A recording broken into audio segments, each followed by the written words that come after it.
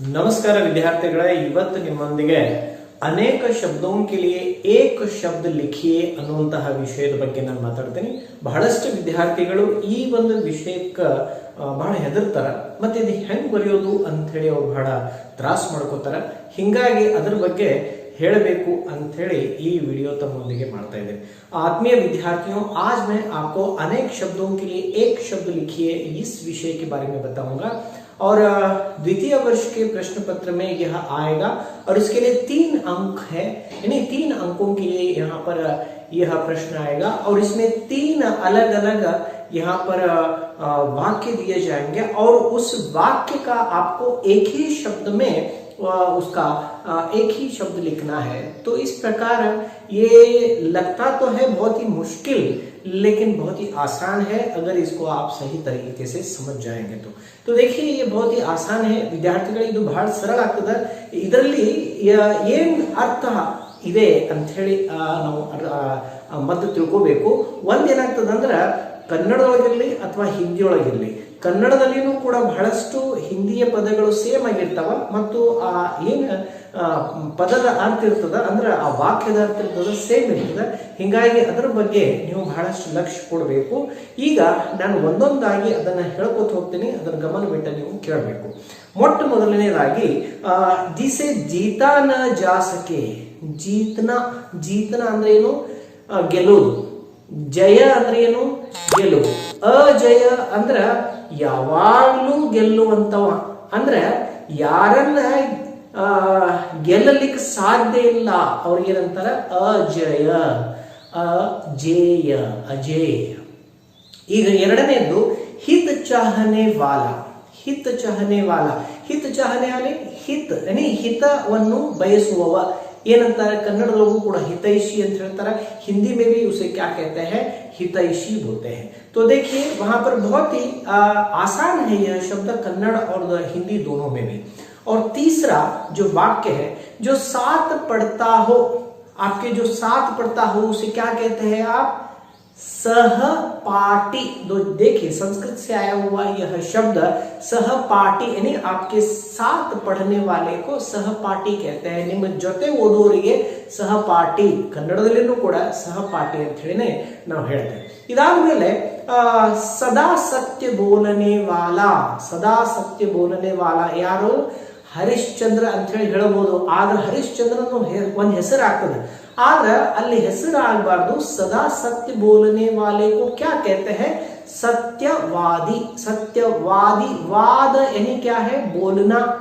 वाद यानी बोलना है, ವಾದಿ यानी बोलने वाला. ಸದಾ ಸತ್ಯ ಬೋಲನೆ ವಾಲ, ಯಾವಾಗಲೂ ಕೂಡ ಸತ್ಯವನ್ನು ಹೇಳುವಂತವರಿಗೆ ಏನಂತಾರ?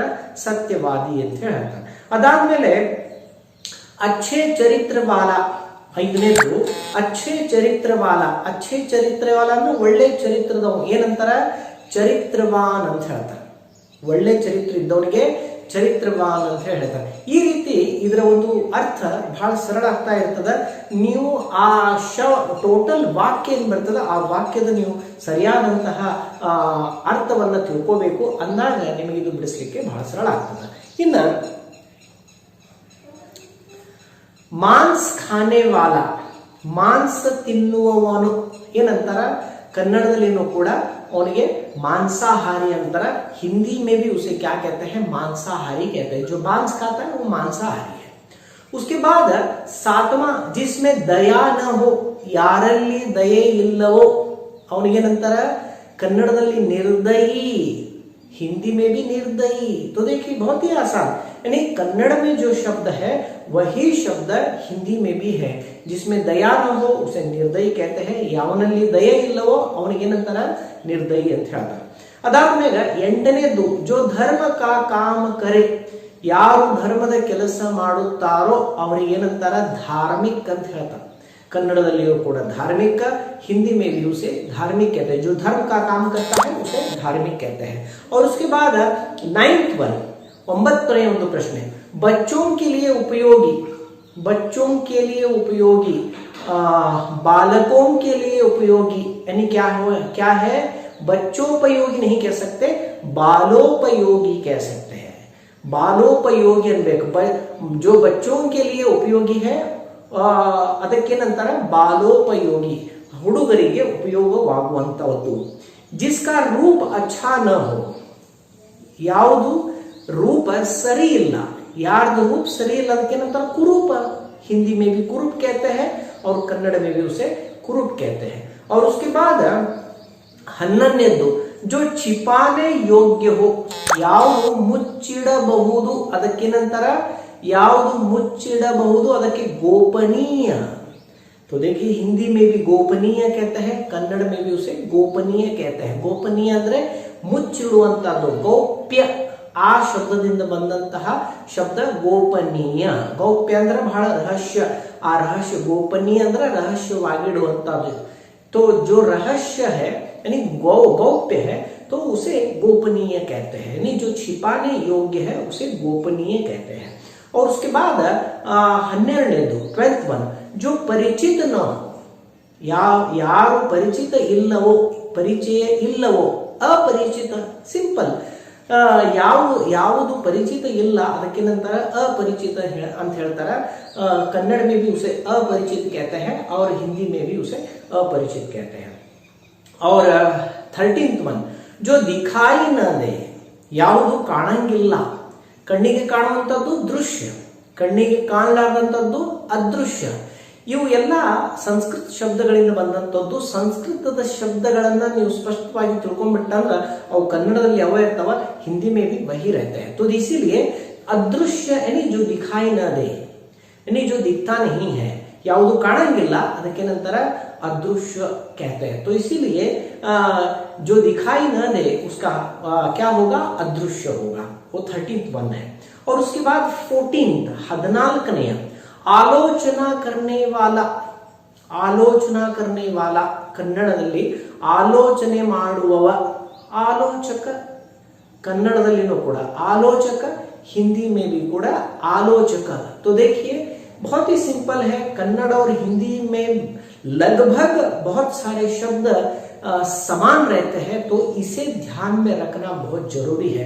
और जो कन्नड़ माध्यम से है उनके लिए तो बहुत ही आसान है, और जो संस्कृत जिन्होंने पढ़ा है तो उनके लिए भी ये बहुत ही आसान है, क्योंकि संस्कृत के शब्दों से ही कन्नड़ और हिंदी के शब्द बने हुए हैं.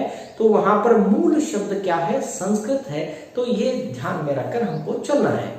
उसके बाद 15th वन जिसकी तुलना न की जा सके, जिसकी तुलना न की जा सके, ಯಾವುದರ ತುಲನೆ ಮಾಡಲಿಕ್ಕೆ ಸಾಧ್ಯ ಇಲ್ಲವೋ, तो उसे क्या है, अतुलनीय या अतुल्य. अतुल्य यानी इसके जो तुलना न किया जा सके, अतुलनीय भी कह सकते हैं या तो उसका अतुल्य भी कह सकते हैं. उसके बाद 16th वन 16ನೇ ಒಂದು ಪ್ರಶ್ನೆ ಏನಂದ್ರೆ ರಾಸ್ತಾ ದಿಖಾನೆ ವಾಲ, ದಾರಿ ತೋರಿಸುವವ. ದಾರಿ ತೋರಿಸುವವ, ಮಾರ್ಗ ತೋರಿಸುವವನಿಗೆ ಏನಂತಾರ, ದಾರಿ ತೋರಿಸುವವನಿಗೆ ಮಾರ್ಗದರ್ಶಕ. जो रास्ता दिखाता है उसे मार्गदर्शक कहते हैं. तो मार्गदर्शक. 17th वन आकाश में विचरने वाला, आकाश में चलने वाला. आकाश में जो जाता है उसे क्या कहते हैं, नभचर. आकाश यानी नभ, चर यानी चलने वाला. तो देखिए संस्कृत का शब्द है नभचर. कन्नड़ में भी कह सकते हैं नभचर, आकाशದಲ್ಲಿ ವಿಚರಣೆ ಮಾಡುವಂತಹ. 19th वन जिसका विश्वास न किया जा सके, ಯಾವುದರ ಮೇಲೆ ವಿಶ್ವಾಸವನ್ನು ಮಾಡಲಿಕ್ಕೆ ಸಾಧ್ಯವಿಲ್ಲವೋ ಅದಕ್ಕೇನಂತರ अविश्वसनीय. अविश्वसनीय कन्नड़ में भी अविश्वसनीय और हिंदी में भी अविश्वसनीय ಅಂತ ಹೇಳಿ हम बोल सकते हैं. कम जानने वाला, कम जानने वाला ಯಾರು ಸ್ವಲ್ಪ ತಿಳ್ಕೊಂಡಾರಲ್ಲ ಅದಕ್ಕೇನಂತಾರ ಅಲ್ಪ. ಅಲ್ಪಜ್ಞ. ಜ್ಞ ಅಂದ್ರೆ ಜ್ಞಾನ, ಅಲ್ಪ ಜ್ಞಾನವನ್ನು ಹೊಂದಿದವನಿಗೆ अल्पज्ञ अथवा अल्प ज्ञानವನ್ನು ಹೊಂದಿದವರಿಗೆ अल्पज्ञ कहते हैं. तो हिंदी में भी अल्पज्ञ है और कन्नड़ में भी अल्पज्ञ है. तो इस प्रकार ये संस्कृत के जो शब्द है उसके मूल शब्द है और उन्हीं शब्दों से ये शब्द बनाए गए हैं. तो इनके बारे में हमको ध्यान रखना पड़ता है.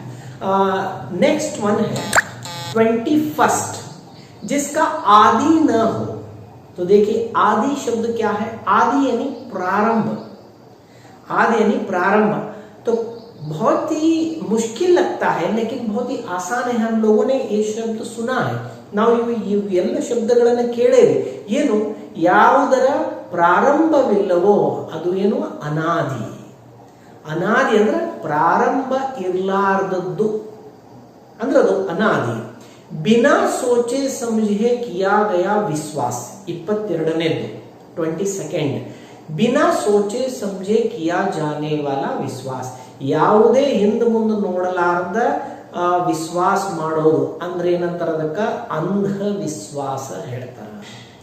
ಯಾವುದೇ ಹಿಂದ ಮುಂದೆ ನೋಡಲಾರದೆ ವಿಶ್ವಾಸವನ್ನ ಮಾಡೋದಕ್ಕ ಏನಂತಾರ, ಅಂಧವಿಶ್ವಾಸ ಅಂತ ಹೇಳ್ತಾರೆ. ಇನ್ನು 23ನೇದು ಈಶ್ವರ ಮೇ ವಿಶ್ವಾಸ ರಖನೆ ವಾಲಾ. ಅಲ್ಲಿ ಎರಡು ಬರ್ತದೆ, ಒಂದು ಈಶ್ವರನಲ್ಲಿ ವಿಶ್ವಾಸ ಇಡುವವ, ಇನ್ನೊಂದು ಈಶ್ವರನಲ್ಲಿ ವಿಶ್ವಾಸ ಇಡದವ. तो जो ईश्वर में विश्वास रखता है उसे आस्तिक कहते हैं. ಯಾರು ಈಶ್ವರನಲ್ಲಿ ವಿಶ್ವಾಸ ಇಡುತ್ತಾರೋ ಅವರಿಗೆ ಆಸ್ತಿಕ ಅಂತ ಹೇಳ್ತಾರೆ.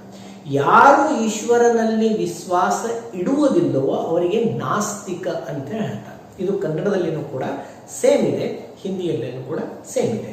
उसके बाद 24ನೇದು 24th वन देखिए, उपकार को मानने वाला, उपकार करने वाला, उपकारी.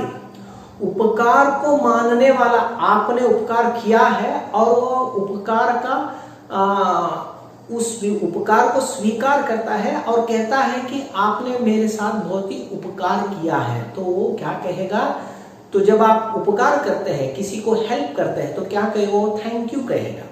तो वही हिंदी में क्या हो सकता है, कृतज्ञ, कृतज्ञ या धन्यवाद कह सकते हैं, लेकिन धन्यवाद नहीं होगा, कृतज्ञ.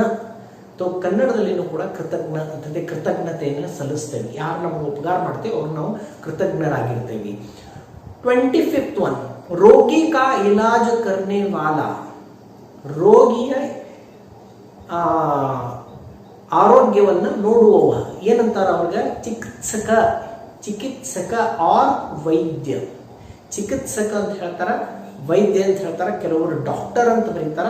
ಡಾಕ್ಟರ್ ಅನ್ನುವಂಥ ಶಬ್ದ ಹಿಂದಿ ಮತ್ತು ಕನ್ನಡದಲ್ಲ, ಅದು ಡಾಕ್ಟರ್ ಅನ್ನುವಂಥ ಶಬ್ದ ಇಂಗ್ಲಿಷ್ದು. ಹೀಗಾಗಿ ಅದನ್ನು ಬಳಸೋದು ಸರಿಯಲ್ಲ.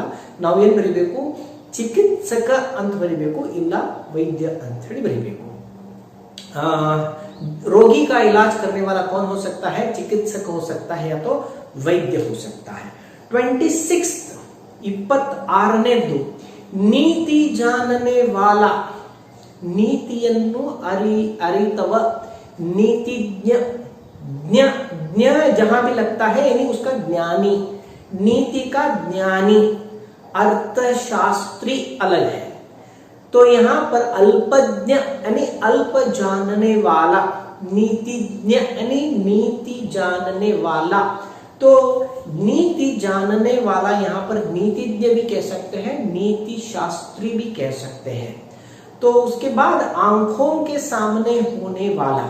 ಯಾವುದು ಕಣ್ಣಿನ ಮುಂದೆ ಆಗ್ತದ ಅದಕ್ಕೇನಂತಾರ, ನಾವು ಹೇಳ್ತಿರ್ತೇವೆ, ನನ್ನ ಕಣ್ಣಿನ ಮುಂದೆ ನಾನು ಪ್ರತ್ಯಕ್ಷ ನೋಡಾಕತ್ತೇನೆ, मैं प्रत्यक्ष उसे देख रहा हूं. प्रत्यक्ष, क्ष यानी आंखें, प्रत्यक्ष यानी सामने, मेरी आंखों के सामने मैं देख रहा हूं. ನನ್ನ ಕಣ್ಣಿನ ಮುಂದೆ ನಾನು ನೋಡಾಕತ್ತೇನೆ ಅಂತ ಹೇಳಿ अर्थ ಆಗ್ತದ. आंखों के सामने होने वाला यानी क्या है, प्रत्यक्ष. आंखों के सामने, आंखों नहीं, हमारे पीछे होने वाला क्या है, परोक्ष. ನಮ್ಮ ಹಿಂದೆ ಆಗುವಂತದ್ದು ಏನು, ಪರೋಕ್ಷ. और उसके बाद 28ನೇದು 28th वन, नीचे लिखा हुआ. बहुत ही समय में हम कहते हैं पत्र में या यहाँ वहां कुछ टिप्पणी लिखते समय, टिप्पणी बरेहोतनाಗ ನಾವು ಹೇಳ್ತೇವೆ निम्नलिखित. निम्नलिखित यानी नीचे लिखा हुआ.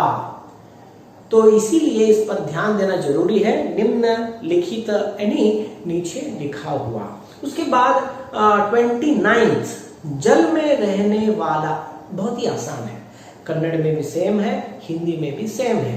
जल में रहने वाला, आकाश में चलने वाला नभचर, जल में रहने वाला जलचर, जलचर यानी जल में रहने वाला जलचर, जलवासी कह सकते हैं, यानी जो जल में रहता है जो उसे जलवासी कह सकते हैं, तो जलचर भी कह सकते हैं। तो इस प्रकार हम इनको आसानी से अलग अलग जो वाक्य है उनका एक ही शब्द में हम उसका अर्थ लिख सकते हैं, और ये लिखना बहुत जरूरी है।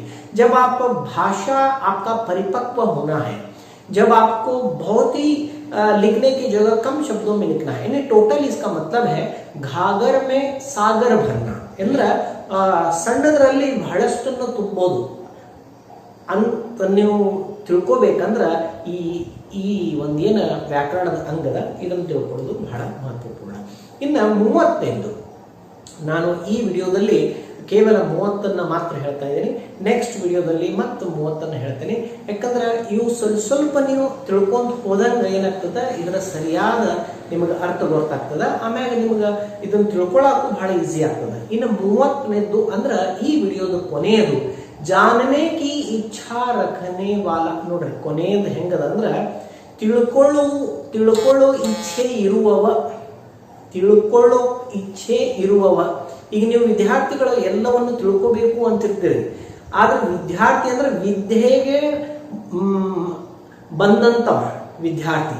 ಆದ್ರೆ ಇಲ್ಲೇ जानने की इच्छा रखने वाला नहीं, जिज्ञासु, जानने की इच्छा रखने वाला जिज्ञासु. तो इस प्रकार जो जानने ಯಾರು ತಿಳ್ಕೊಳ್ಳೋಕೆ ಪ್ರಯತ್ನ ಮಾಡ್ತಾರಲ್ಲ ಅವ್ರಿಗೆ ಏನನ್ಬೇಕು, ನಾವು ಜಿಜ್ಞಾಸು ಅಂತ ಹೇಳಬೇಕು. ಈ ರೀತಿ ಈ ವಿಡಿಯೋದಲ್ಲಿ ನಾನು 30 ಮಾತ್ರ ಹೇಳ್ತಾ ಇದ್ದೀನಿ. ಮುಂದಿನ ಒಂದು ಭಾಗದಲ್ಲಿ ನಾನೇನ್ ಮಾಡ್ತಾ ಇದ್ದೀನಿ ಮತ್ತೆ ನೆಕ್ಸ್ಟ್ ನಿಮಗೆ ಹೇಳ್ತಾ ಇರ್ತೀನಿ. ಇವುಗಳನ್ನು ಸರಿಯಾಗಿ ತಿಳ್ಕೋಬೇಕು. ನಾನು ಹೇಳೋದ್ರ ಜೊತೆಗೆ ಬರ್ಕೋತ್ ಹೋಗ್ಬೇಕು. ಅಂದಾಗ ಏನಾಗ್ತದ, ನಿಮ್ಮ ವರ್ಕ್ ಬುಕ್ ದಲ್ಲಿ ಖಾಲಿ ಇದೆ, ಆ ಖಾಲಿ ಇರುವಂತ ಜಾಗದೊಳಗೆ ಬರ್ಕೋತ್ ಹೋಗ್ಬೇಕು. ಅಕಸ್ಮಾತ್ ನಿಮ್ಮ ವರ್ಕ್ ಬುಕ್ ದಲ್ಲಿ ಬೇರೆ ಇದ್ರೂ ಕೂಡ ಇದನ್ನು ಒಂದು ಕೂಡ ಬರೀಕೋರಿ. ನೀವು ತುಲನೆ ಮಾಡಬೇಕು ಯಾವುದು ಸರಿ ಅದ ಅಂತ ಹೇಳಿ. ಅಕಸ್ಮಾತ್ ನಾನಿಲ್ಲಿ ಏನು ಹೇಳಿದ್ದದಲ್ಲ, ಆಲ್ಮೋಸ್ಟ್ ಆಲ್ ಇವು ಪರೀಕ್ಷೆಯಲ್ಲಿ ಬಂದಂತಹ ಒಂದು ವಿಚಾರಗಳು. ಹಿಂಗಾಗಿ ಇವುಗಳನ್ನು ನೀವೇನ್ ಮಾಡಬೇಕು, ನೋಟ್ ಮಾಡ್ಕೋಬೇಕು ಅಂತ ಹೇಳಿ ಹೇಳ್ತಾ ಈ ವಿಡಿಯೋನ ನಾನು ಮುಗಿಸ್ತಾ ಇದ್ದೀನಿ. ಎಲ್ಲರಿಗೂ ಕೂಡ